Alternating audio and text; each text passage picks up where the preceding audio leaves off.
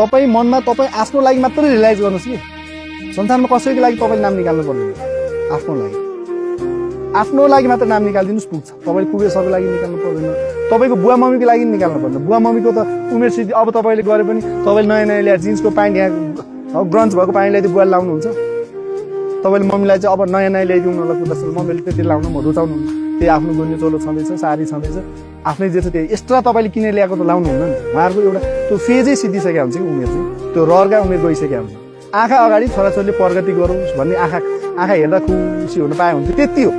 तर बाँच्नुपर्ने को, जिउनु पर्ने को ल 80 70 वर्ष 75 वर्ष उमेर 18 वर्ष ल 20 वर्षमा नाम स्कुल गएन 55 वर्षसम्म जिन्दगी मोज हुन्छ।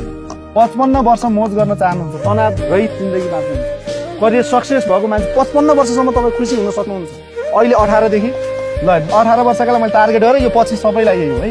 ल 18 देखि 2 वर्षको जिन्दगी तपाईँले मरे भन्ने सम्झेर पढ्न थाल्नु केही फरक पर्दैन कि त्यो 2 वर्ष।